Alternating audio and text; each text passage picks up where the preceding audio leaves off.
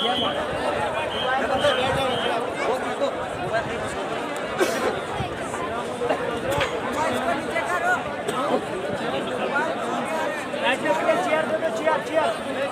दीवा कुर्सी दीवा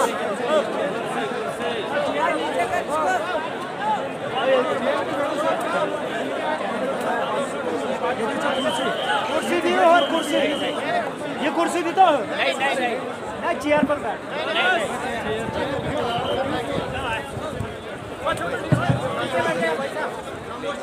अस्सलामु अलैकुम वरहमतुल्लाहि वबरकातुहू। अब तमाम हजरात से मैं अपील करता हूं कि आप लोग खामोशी इख्तियार करें। तो मैं मेरे दिल के जज्बात और मेरे तजुर्बात आपके इल्म में ले आने की कोशिश करूंगा इंशाअल्लाह। और आपके इल्म में मेरे जज्बात और मेरे तजुर्बात मैं एक ही शर्त पर ले आ सकता हूं, वो है खामोशी। आप खामोशी इख्तियार करें तो हो सकता है कि मेरी बात आपके दिल में उतरे। और मैं अप्रिशिएट करता हूं सबको, माशाअल्लाह कितने 5 सेकंड में सब लोग कैसे खामोशी इख्तियार कर ली है माशाअल्लाह। मुझे बहुत ताकत मिलती है जब ऑडियंस खामोश हो जाते हैं। और अल्लाह का मैं बेपनाह शुक्रगुजार हूं कि अल्लाह सुब्हानहू व तआला ने मुझे ऐसे ज़बरदस्त पहाड़ की चोटियों पर मुझे ले आया है। और मेरी ज़िंदगी में पहली दफ़ा मैं ये पहाड़ी वादियों में, पहाड़ी इलाकों में आकर लोगों के बीच में एड्रेस कर रहा हूं। वरना हिंदुस्तान के 22 अलग अलग स्टेट्स में मेरा जाना हुआ है। सिर्फ हिंदुस्तान नहीं बल्कि यूनाइटेड किंगडम में 15 अलग अलग शहरों में मेरे लेक्चर्स हुए हैं, यूके में, और अफ्रीकन कंट्रीज़ में हुए। और सऊदी अरेबिया के जो रॉयल फैमिली होती है, इमाम हरम, उनके फैमिली के मेंबर्स को मैंने अंग्रेज़ी भी सिखाया। और वहाँ के सुप्रीम कोर्ट के जो जज होते हैं, जस्टिस होते हैं, वो खुद जस्टिस को और उनकी वाइफ और उनकी बच्ची को भी मैंने अंग्रेज़ी सिखाया। और यहाँ आकर मुझे बेपनाह खुशी हो रही है, वो इसलिए कि इस जगह बसना हम जैसे लोगों के लिए नेक्स्ट टू इम्पॉसिबल है। आप लोग यहाँ सिर्फ अपनी ज़िंदगी बसर ही नहीं कर रहे हैं, बल्कि इदारे भी चला रहे हैं माशाअल्लाह। मदरसा भी चल रहा है, स्कूल भी चल रहा है। और सबसे बड़ी बात मुझे अभी पता चली कुछ देर पहले कि यहीं से पढ़े हुए कुछ तलबा माशाअल्लाह केएस एग्जाम लिखकर कामयाबी हासिल किए हैं। ये स्टेट वाले सिविल सर्विसेज एग्जाम्स, ये सब के बस की बात नहीं होती है। लेकिन ये कश्मीरियों में मैंने ये गजब का जज्बा देखा है माशाअल्लाह। ये जब ठान लेते हैं तो पा लेते हैं।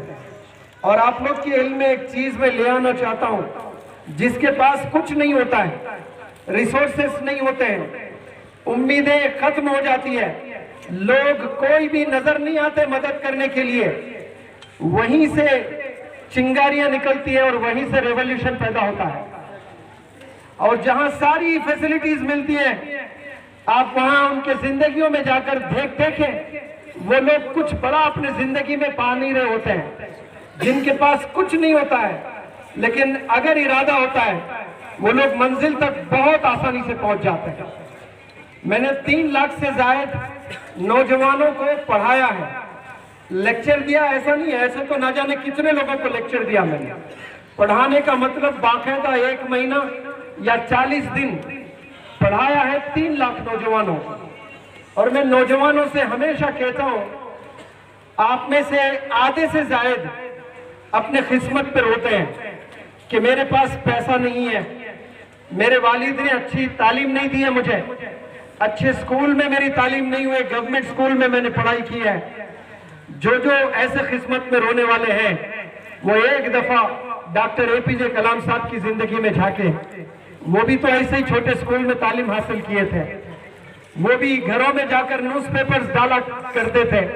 उस वक्त में कोई हुकूमत, ना चेन्नई की हुकूमत, ना कोई इंडियन गवर्नमेंट उस वक्त में डॉक्टर एपीजे कलाम साहब के पास जाकर ये नहीं कहा कि बेटा ये उम्र न्यूज़पेपर डालने की नहीं है, ये उम्र किताब पकड़ने की है, ये उम्र पढ़ाई हासिल करने की है, तालीम हासिल करनी है। आपने किसी ने उनके पास जाकर ऐसा मोटिवेट नहीं किया।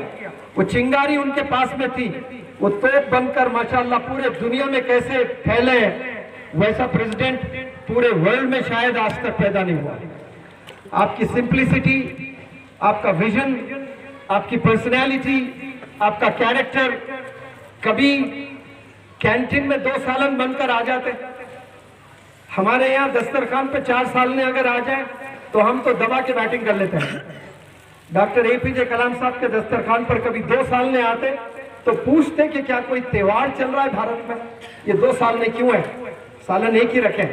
हजरत उमर की सुन्नत, शोरबे में गोश्त भी होता तो हजरत उमर रजी अल्लाह ताला अन्हु 2 साल माना करते थे उसको। हम तो एक ही सालन मानते हैं उसको। एक तो शोरबा होता है ग्रेवी और उसमें गोश्त होता है, उसे भी हजरत उमर रजी अल्लाह ताला अन्हु 2 साल माना करते थे, कभी 2 सालन नहीं खाते थे। वैसा मेहनत करके डॉक्टर APJ कलाम साहब ने कैसी बुलंदियों को छुआ है माशाअल्लाह। आप तमाम नौजवानों से मैं अपील करता हूं कि भले आप लोग इस पसमानदा ऐसे गुर्बत ज़दा जगहों पर अपनी तालीम हासिल कर रहे हैं या अपनी जिंदगी बसर कर रहे हैं, लेकिन मैं आपको यकीन दिलाने के लिए आया हूं, आप लोग बड़े अनमोल हैं, आप लोग प्राइसलेस हैं, आपका कोई प्राइस नहीं लगा सकता दुनिया में। आज जो लोग काम कर रहे हैं ना 10,000, 15,000, 20,000, इसके लिए कतन हम लोग पैदा नहीं हुए। हम लोग 15,000 बनाने के लिए पैदा नहीं हुए, हम लोग लोगों की खिदमत करने के लिए पैदा हुए। भले उसमें किसी को पैसा ज्यादा मिल जाए, किसी को कम मिल जाए, ये अलग सूरत है, लेकिन इंसानियत को हमने बनाने के लिए यहाँ पर दुनिया में इंसानों को अल्लाह ने भेजा है, इंसाफ करने के लिए भेजा है। और मैं नौजवानों को जब मैं अपील करता हूँ, मोटिवेट करता हूँ, उन्हें बताता हूँ, आपके पास अगर कुछ नहीं है आप बिल्कुल भी हिम्मत ना हारें। अगर आपके पास में इरादा है और मेहनत करने का जज्बा है तो आप कूड़े में भी पैदा हुए ना तो आप कल को जाकर हीरा बन सकते हैं इंशाअल्लाह। सिर्फ आपके पास में वो इरादा होना चाहिए और वो अज़्म आप में पैदा होना चाहिए कि मुझे मंजिल तक पहुंचना है किसी भी हाल। लेकिन एक ऐसी बीमारी नौजवानों में आई हुई है और वो जैसे कैंसर इंसान को खा जाती है ना, वैसे कई बीमारियां इंसान को आज उनके करियर को तबाह कर रही है। जैसे हार्ट अटैक एक बीमारी है, ब्लड प्रेशर एक बीमारी है, वो इंसान को धीरे धीरे खत्म कर देता है। बिल्कुल उसी तरह डायबिटीज जो शुगर की बीमारी होती है, शक्कर की, वो भी इंसान की हड्डियों को भी बुला देती है। तो ऐसे कई बीमारियां हैं जो इंसान को मार देती है, खत्म कर देती है। बिल्कुल उसी तरह करियर को खत्म करने की कई बीमारियां हैं जो आज हम नहीं जानते। ये नौजवानों के हाथ में जितने फोन हैं जो आज मुझे वीडियो ले रहे हैं, ये कैंसर के से कम नहीं है, बिलीव मी, कैंसर से कम नहीं है। ये आपके करियर को पूरा तबाह कर देते हैं। एक वक्त था गुनाह करने के लिए आपको बहुत मेहनत करनी पड़ती थी, वालिदैन से छुपकर, मोहल्ले वालों से छुपकर, गांव वालों से छुपकर, बुजुर्गों से छुपकर, उलमाओं से छुपकर, ना जाने कहां कोनों में जाकर गुनाह करना पड़ता था। आज गुनाह करने के लिए इंसान को पहल करने की जरूरत नहीं है, अपने ही कमरे में बैठकर गुनाह किए जा रहे हैं। और ऐसा जिना, वो आंखों का जो जिना कर रहे हैं, उसके बाद करोड़ सजदे कर लें आप, वो सजदे अल्लाह के नजदीक काबिल कबूल सजदे नहीं है। सजदे काबिल कबूल कब होते हैं ये जानना बहुत जरूरी है। आप सब लोग नमाजें पढ़ते हैं, नमाजों में सजदे होते हैं, और हमारी 5 वक्त की नमाज रोज कबूल होती है नहीं होती है ये तो बेहतर अल्लाह जानता है, लेकिन कल्ब, दिल को भी कुछ पता चलता है ना कि मेरी दुआ कबूल हो रही है कि नहीं हो रही है, मेरी नमाज कबूल हो रही है कि नहीं हो रही है। आप पता कर सकते हैं कि मेरी नमाज में कितना इखलास है।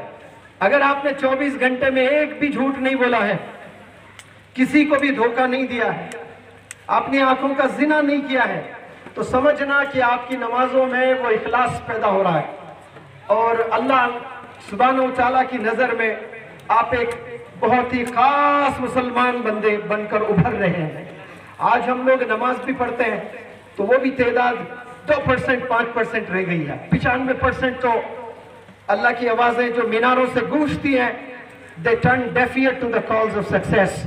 कामयाबी की पुकार, कामयाबी के लिए दावतें दी जाती है रोजाना 5 वक्त, लेकिन आज 99% नौजवान बच्चे सुनकर भी अनसुनी करते हैं। अब जो बच्चे 1% पढ़ रहे हैं उनमें भी इखलास नहीं रहा। इखलास क्यों नहीं रहा? वो झूठ भी बोल रहे हैं, वो धोखा भी दे रहे हैं, वो गाली भी दे रहे हैं, वो वालिदैन को उफ भी कह रहे हैं, फिर सुबह फजर के बाद यासीन पढ़कर बाहर से निकलते हैं, और फिर वालिदैन के साथ उनका रवैया कैसा है। आपकी नमाज अगर अच्छी होनी है तो याद रखें, आप गुनाहों से बचना बेहद ज़रूरी है। ये गुनाहों से बचे, इंशाअल्लाह आप ऐसे जल्दी तरक्की करते जाएंगे। और मैं वापस मेरी टॉपिक पर आऊँगा ताकि भूल ना जाऊँ। मैं कह रहा था कि ऐसे पहाड़ी इलाके में, पसमंदा और गुर्बतज़दा ऐसे इलाके में आप लोग माशाल्लाह स्कूल चला रहे हैं। जिम्मेदारान को मैं सलाम करता हूँ, बिलखुसूस अलहाज जो यहाँ के बानी हैं गुलाम कादर साहब, माशाल्लाह गनीपुरी, मैं सल्यूट करता हूँ आपके विजन को। ये आसान नहीं था। आज से 40 साल पहले आपने एक फिक्र की है तो आज यहाँ हजारों लोग जमा हुए माशाल्लाह। एक बंदा खड़ा हुआ था 40 साल पहले, आज हजारों लोग यहाँ पर जमा हुए हैं। और कई सारे हुफ़ाज़ इकराम यहाँ से निकल रहे हैं, उलमाए दीन यहाँ से निकल रहे हैं, और इंग्लिश मीडियम की तालीम आप लोग हासिल कर रहे हैं, और कोई केएस भी पास कर रहे हैं माशाल्लाह। आने वाले ज़माने में इंशाअल्लाह देखना, मेरी इन बातों को अपनी किताबों में लिख कर रखना। इन्हीं पहाड़ी इलाकों से इंशाअल्लाह ऐसा रेवोल्यूशन आएगा। यहाँ से डॉक्टर्स पैदा होंगे, यहाँ से इंजीनियर्स पैदा होंगे, यहाँ से IAS IPS ऑफिसर्स पैदा होंगे इंशाअल्लाह। क्योंकि इरादा बहुत ज़रूरी है। आपने एक दफ़ा इरादा कर लिया तो मंजिल बहुत आसान है। उसके लिए पैसों की ज़रूरत नहीं है, उसके लिए रिसोर्सेज की ज़रूरत नहीं है। मैं मिसाल अक्सर दिया करता हूँ, अमिताभ बच्चन का बेटा है अभिषेक बच्चन।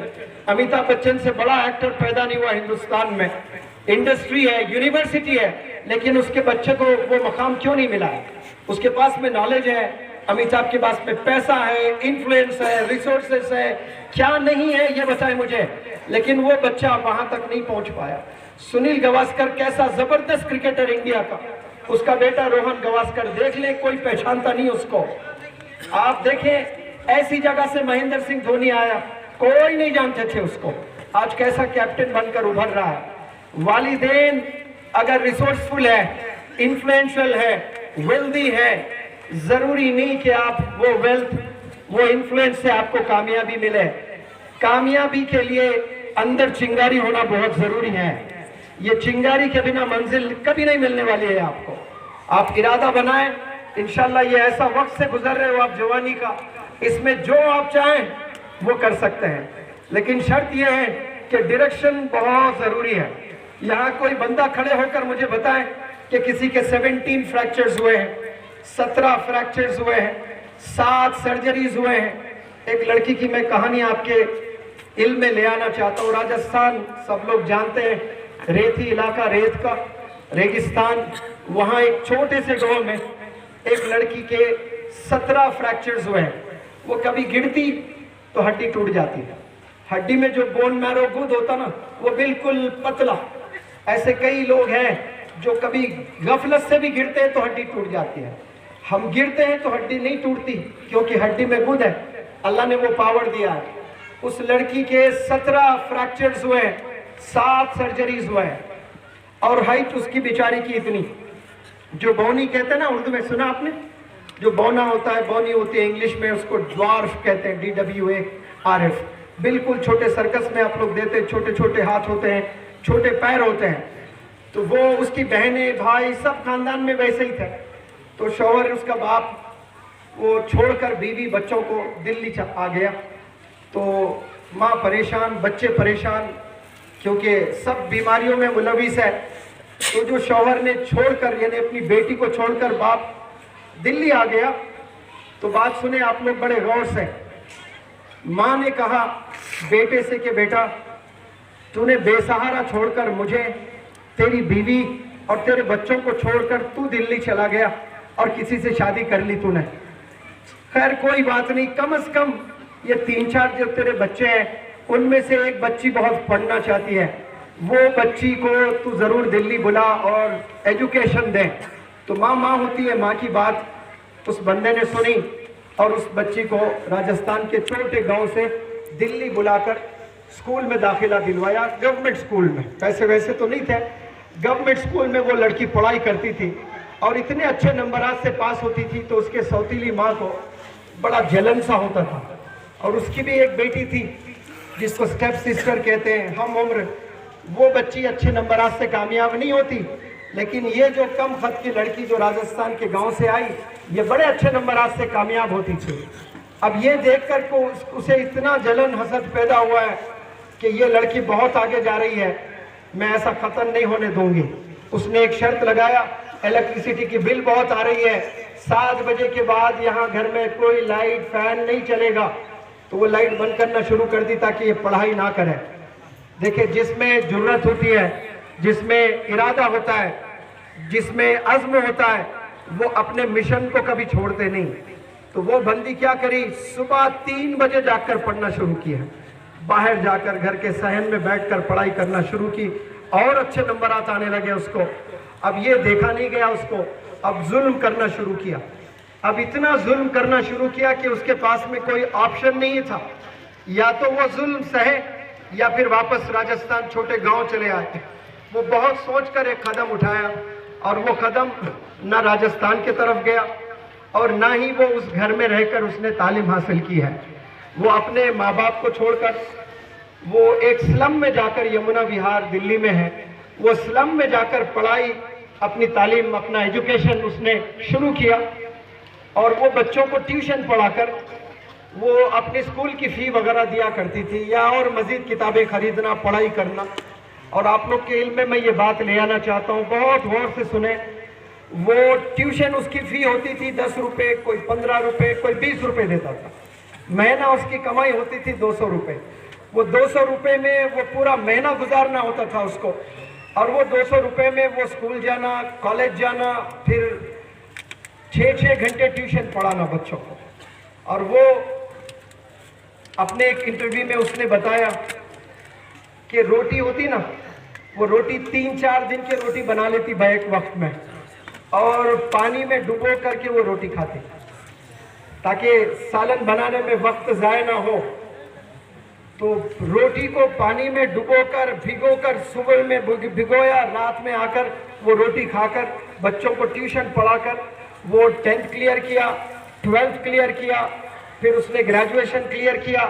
और किसी ने उस लड़की से कहा कि हैदराबाद से कोई मशहूर ट्रेनर दिल्ली के इंडिया इस्लामिक कल्चरल सेंटर में पर्सनैलिटी डेवलपमेंट वर्कशॉप कंडक्ट करते हैं, ये पब्लिक स्पीकिंग सिखाते हैं, ये कॉन्फिडेंस डेवलप करते हैं और ये इरादे डेवलप करते हैं लोगों में, आप ज़रूर अटेंड करें।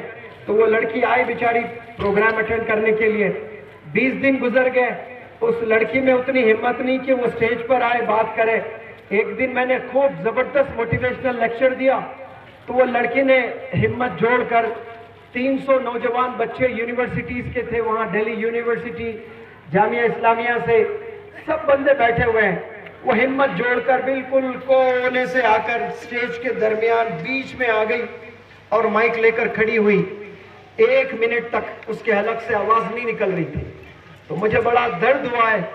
लोग 350 जो बच्चे बैठे हुए थे, 300 के 300 बच्चे इसकी चाल को देखकर, इसके खत को देखकर हंस रहे थे और वो उसके हलक से आवाज़ नहीं निकल रही थी। तो मुझे डर लगा कहीं ये लड़की दिल पे तो ना ले ली। सब लड़कियां, लड़के हंस रहे थे इस पर। 1 मिनट के बाद उसने माइक खरीद किया और 300 जो बंदे बैठे हुए थे, वो बंदों से मुखातिब होते हुए उस लड़की ने कहा, you can laugh, you all are my friends, you all are my classmates, you can laugh. आप सब लोग मेरे क्लासमेट्स हैं, आप लोग हंस सकते हैं, जितना हंसना चाहें उतना हंस सकते हैं। I have no issues, I have no problem at all. मुझे कुछ नहीं होने वाला है, आप लोग हंसें अगर मुझ पर, जितना हंसना चाहें आप हंस लें। आप लोग सिर्फ 300 लोग हैं और ट्रेनिंग के 20 दिन बचे हैं। आप अगर चाह भी लें तो मुझ पर और मजीद 20 दिन हंस सकते हैं। But I do not want the rest of the world to laugh at me for the rest of my life. उसने कहा, मैं नहीं चाहती कि पूरी जिंदगी लोग, पूरी दुनिया वाले मुझ पर हंसते रहें। ये जो 300 लोग 20 दिन मुझ पर हंसेंगे मैं बर्दाश्त कर सकती हूँ, लेकिन जिंदगी भर पूरे दुनिया वाले मुझ पर अगर हंसते रहे, ये खतन में बर्दाश्त नहीं कर सकती है। अब ये सोच रखने वाली लड़की क्या क्या कर सकती है आप सोचें। वहाँ वर्कशॉप हुआ है, उस कॉन्वोकेशन में 5 बड़े बड़े पर्सनैलिटीज आए थे, उसमें 3 तो चीफ मिनिस्टर्स थे। मध्य प्रदेश के चीफ मिनिस्टर दिग्विजय सिंह साहब थे, जम्मू कश्मीर के चीफ मिनिस्टर फारूक अब्दुल्ला साहब थे, और स्पीकर थे पार्लियामेंट के रहमान साहब, डिप्टी स्पीकर, और मजीद बड़े बड़े दिग्गज leaders, eminent personalities guest of honour बनकर आए थे। तो बेहतरीन अंग्रेजी में सबने स्पीचेस दी थी। तो वो फारूक अब्दुल्ला साहब, दिग्विजय सिंह साहब, वो लोग को मैंने जजेस बनाया था। हाथ में पैड देकर आप मार्क्स देते रहिए, वरना आप लोग यहाँ भी आकर फोन पर ही मशगूल रहेंगे। मैं चाहूंगा कि आप मेरे बच्चों की स्पीचेस सुने। अब जब मार्क्स देना होता तो सुनना जरूरी होता है ना, तो बड़ा दिल से सुन रहे थे सब लोग। तो फारूक अब्दुल्ला साहब ने पूरे स्पीचेस होने के बाद कहा कि आप लोग 6 बड़े अच्छे स्पीचेस दिए, हो सकता है आप लोग तैयारी करके आए। मैं कुछ टॉपिक दूंगा, आपने अभी बात करना है 1 मिनट बिना तैयारी के। तो उन्होंने सबको अलग अलग टॉपिक दिए। वो जब लड़की की बारी आई तो फारूक अब्दुल्ला साहब ने कहा कि आप इंग्लिश में डेमोन्स्ट्रेशन दीजिए कि बिरयानी कैसे बनती है, बताइए। तो वो लड़की हंसते हुए फारूक अब्दुल्ला साहब के आंख में आंख मिलाकर कहा कि सर जी, काश आप मुझे दाल रोटी कैसे बनता पूछते ना, तो straight away I'll give you the demonstration. I've never had biryani in my life and you're asking me to give demonstration how to cook biryani. दाल रोटी कैसे बनती पूछिए, मैं आपको डेमोन्स्ट्रेशन दे सकती हूँ। बिरयानी हम कभी खाए नहीं, हम कैसे डेमोन्स्ट्रेशन दे सकते हैं। वो बेस्ट स्पीकर अवार्ड लेकर गई है। उसके बाद वो कोरिया 2 दफा, हैंडीकैप इंडिया के जितने भी होते हैं उसका एक ऑर्गेनाइजेशन होता है, वो लोग की ट्रेनिंग होती है। कोरिया को इंडिया से 2 दफा उस लड़की ने रिप्रेजेंट किया है।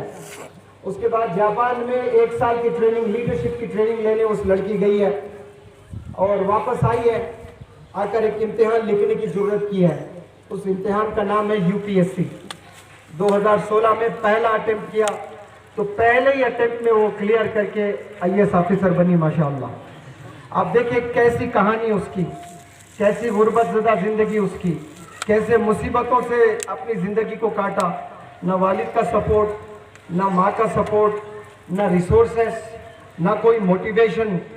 जो सेल्फ मोटिवेशन होता है ना, उनको कोई हरा नहीं सकता। Self motivated individuals they do wonders in life. जिनमें सेल्फ मोटिवेशन, किसी की जरूरत नहीं, किसी की जरूरत नहीं कि कोई बंदा आए और आपको मोटिवेट करे।